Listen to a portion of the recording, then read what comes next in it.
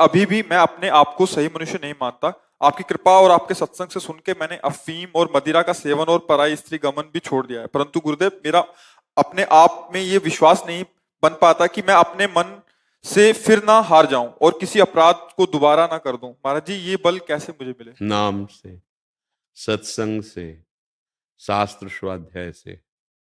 देखो, जितनी भी गलतियां होती हैं वो मलिनता में होती हैं, मलिन मन में। हमारे घर में इतना सुख है, हमें बाहर से जरूरत नहीं। पर हम बहिर्मुख हो गए, हमारी इंद्रियां बाहर चले गए हैं। अब हम व्यसन में सुख, भोगों में सुख, अब वो चाहे पापाचरण से मिले चाहे अधर्माचरण से मिले, यही हमारी बुद्धि भ्रष्ट हो गई है, बुद्धि नष्ट हो रही है। बड़ी कृपा है जो आप सब कृपा करके सत्संग की बातें सुन रहे हैं, शास्त्र की बातें सुन रहे हैं और आप अपना सुधार कर रहे हैं। आपको डरना नहीं है, पर एक ब्रेक लगानी पड़ेगी। अब लो नशानी, अब ना नशे हो। प्राण त्याग सकता हूं, अब ये गलती नहीं कर सकता। ये आप में सामर्थ्य है, पक्की सामर्थ्य है। हम अपनी शक्ति को, अपने सामर्थ्य को भूल चुके हैं, इसलिए ऐसा हो रहा है। गलतियां होना स्वाभाविक हो सकता है, लेकिन पुनरावृत्ति करना यह स्वाभाविक नहीं होता। चलो, अभी तक सत्संग नहीं सुना था, जानते हुए भी अनजान बन करके हमसे पापाचरण हो रहे थे। अब नहीं, अब सावधान हो जाओ। और ये बल मिलेगा सत्संग से। जैसे आपने छोड़ा तो ये बल कहां से आया?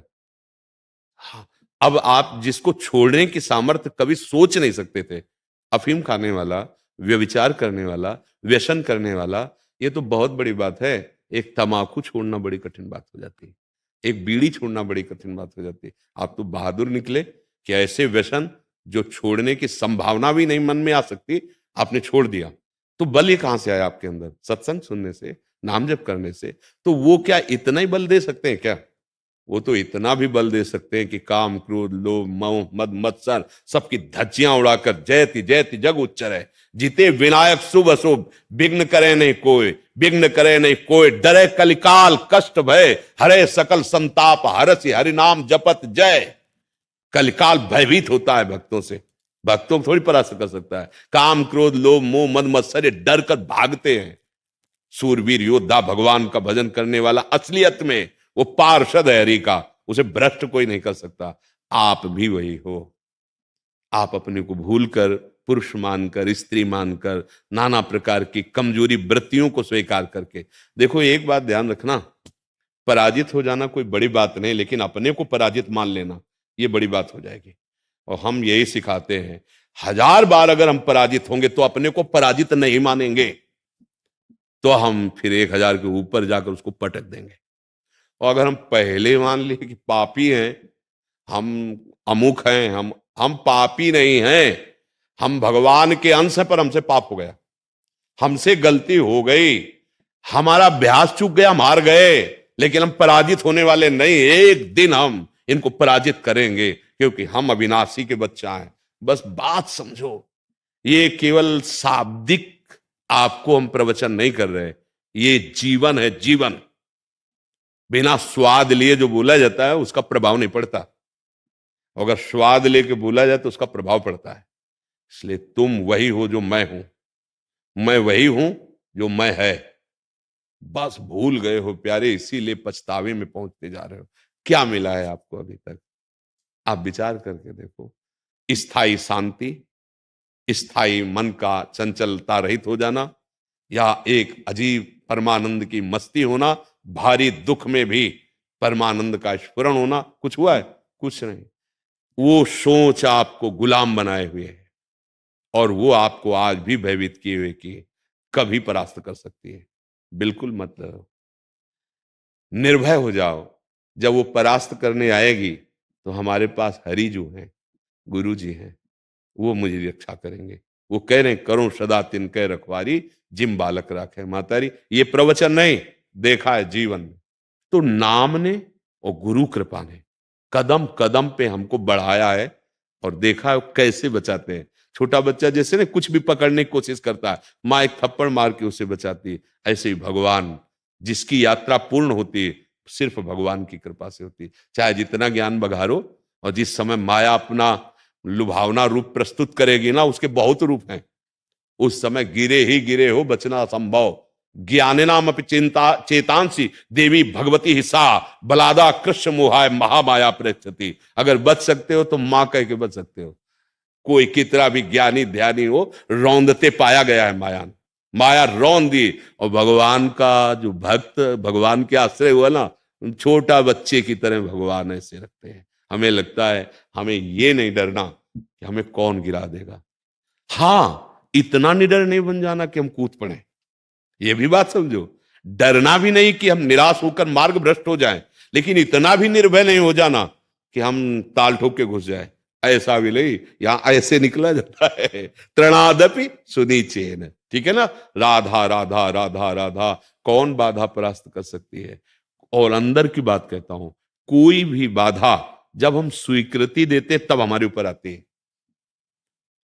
काम हम चिंतन किए और दस्तखत कर दिए, हाँ अब तुम नहीं बच सकते, दस्तखत होने के बाद तुम्हें भ्रष्ट ही कर देगा। कोई व्यसन वो पहले अंदर आएगा, बहुत मस्ती आएगी यार, आज केवल ले लेते हैं। अब आपने स्वीकृति कर दी, हाँ बस वो बांध लेगा। आप स्वीकृति देने में सावधान रहें तो कोई परास्त नहीं कर सकता। सच्ची बात देखो, अंदर से कोई भी भोग, कोई भी व्यसन, कोई भी क्रिया करने के पहले अंदर प्लानिंग बनती है। उस प्लानिंग को यदि नष्ट कर दो, जिसे संकल्प कहते हैं, तुम्हें कोई परास्त नहीं कर सकता। पर हम क्या होते, आराम से प्लानिंग का रस लेते हैं, ऐसे से ऐसे ऐसे से ऐसे ऐसा, फिर बड़ी मस्ती। हाँ बस हाँ बोला कि वो इतने बड़े खिलाड़ी है, मन इंद्रिया वो तत्काल आपको अधीन। अब परिणाम जब आया तब आप दुखी हो गए, नाना प्रकार के क्लेश भोग रहे। इसलिए नहीं, अब डरना नहीं, निकलो निकलो, कोई नहीं परास्त कर सके, क्योंकि सबके पास पावर हरि का है।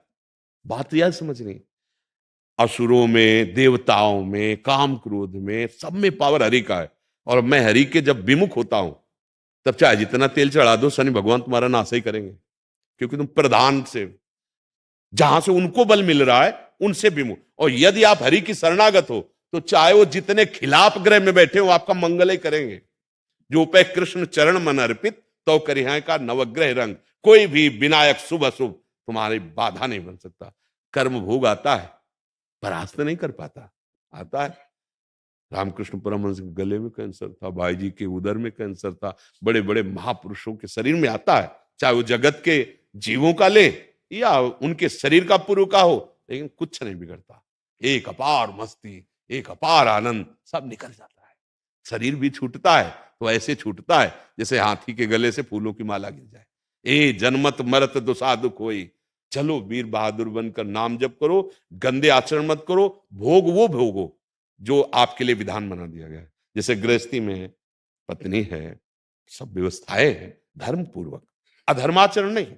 अधर्माचरण नहीं, कानून के दो स्वरूप हैं, एक शास्त्रीय कानून और एक हमारा राजकीय कानून।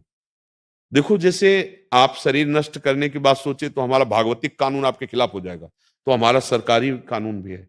अगर ये करते पकड़ लिए गए तो आपको दंड मिलेगा। देखो कानून बना कहां से है, मेन वैदिक सिद्धांत से ही तो सब लिया जाता है। हम कोई ऐसी गलती ना करें, अब इसमें सावधान रहे, अभी निकल जाओगे। डरना तो है नहीं, पर निडर भी नहीं हो जाना, दोनों बातों को समझना है। और ये नहीं डरना कि हम चल रहे पता नहीं गिर जाए, नहीं नहीं गिरेंगे कैसे। दोनों स्थिति हो, जहां डरना है, अब जैसे सानिध्य है, आप कुसंग जहां आप फंसे थे, उन्हीं लोगों का सानिध्य, वही दृश्य देखने लगिए, चाहे जितना सत्संग सुनिए नहीं बच सकते आप। पहले सानिध्य, तो उससे हमें थोड़ा डरना भी है कि हमारे कुसंग ना हो जाए, कि हम गिरे ना। अब इतना भी नहीं डर जाना कि सतमार्ग की तरफ चलने में हमें भय लगे, नहीं नहीं, ठीक है।